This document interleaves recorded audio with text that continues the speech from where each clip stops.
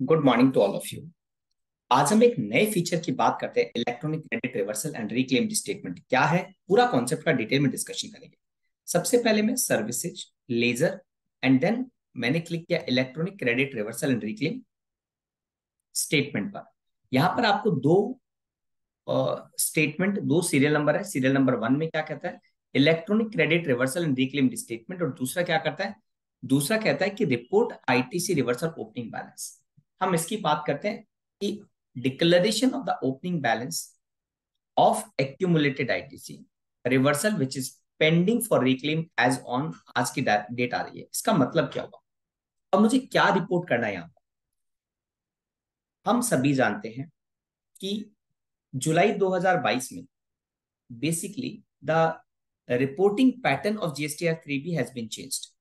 इसका मतलब क्या हुआ कि जब मैं पहले आईटीसी उतनी लेता था जितनी मैं एलिजिबल था, मान लीजिए मेरे पास में कोई गुड्स रीच नहीं हुआ तो मैं उसकी आईटीसी ना क्लेम करता था ना रिवर्स करता था।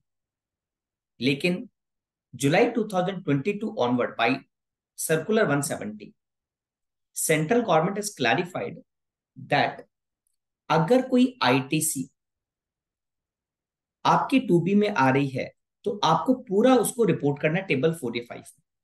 Then you divide in two part, whether you are permanently ineligible or you are temporary ineligible. Permanent ineligibility का एग्जांपल, लेट्स से मैंने मोटर कार परचेस की for my director up to 13 seater, और temporary का जैसे मैंने आपको example दिया, goods not received, invoice नहीं मिला,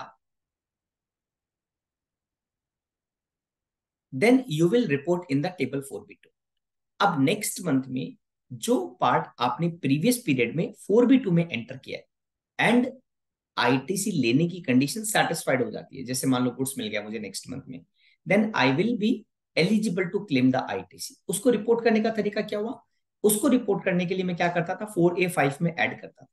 जैसे ही मैं 4A5 में ऐड करता था वो अमाउंट 2B से ज्यादा हो जाता था, क्योंकि वो ट्रांजेक्शन 2B में प्रीवियस पीरियड में आ चुका है।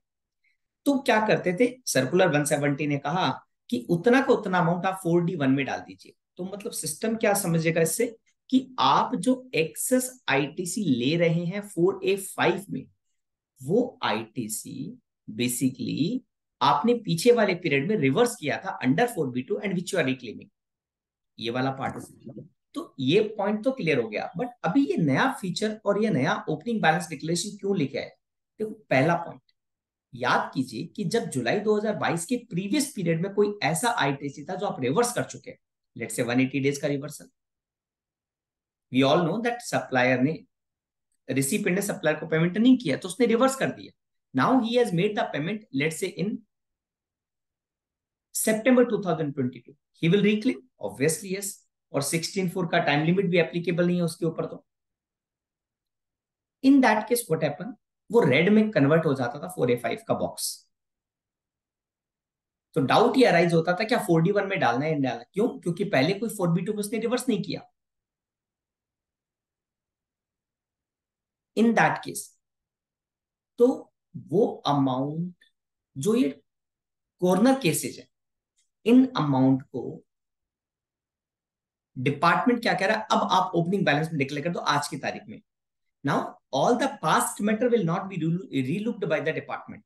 अब जो ये फीचर लेके आए वहां पे आप ओपनिंग बैलेंस डिक्लेयर कर दो, लेट से आज की तारीख में मेरे पास कितना ओपनिंग बैलेंस है, कौन सा opening balance, reversed but not reclaimed, temporary reversal which has been reverse but not reclaimed. मैंने 4D1 में रिपोर्ट किया नहीं किया, पीछे वाले पीरियड को छोड़ दीजिए, लेकिन अब क्या हुआ, मैंने एक ओपनिंग बैलेंस डिक्लेयर कर दिया। अब सिर्फ ओपनिंग बैलेंस डिक्लेयर करना, बाकी कैसे बाकी क्या मुझे बार बार रिपोर्ट करना, नहीं, ये सिस्टम से पिक होगा। ये सिस्टम से कैसे पिक होगा, कहां पे पिक होगा, जब आप यहां पर ओपनिंग बैलेंस डिक्लेयर कर देंगे।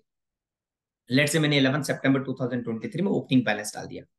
अब जब मैं इस तारीख के बाद जो भी 3B फाइल करूंगा, ये GST portal 4B2 and 4D1 इनको ट्रैक करना स्टार्ट करेगा। तो मतलब ये मेरा ओपनिंग बैलेंस हो गया। अगर 4B2 में इस मंथ की 3B में मैंने कुछ और डाला तो वो जाके ऐड हो जाएगा। कुछ अमाउंट मैंने रिक्लेम किया जिसको मैंने इक्विवेलेंट रिपोर्ट किया 4D1 में, वो माइनस हो जाएगा। तो इस तरीके से बैलेंस चलता रहेगा। तो be careful, while reporting the amount in the 4B2, while reporting the opening balance, and while reclaiming, not forgot to report in the 4D1 as well.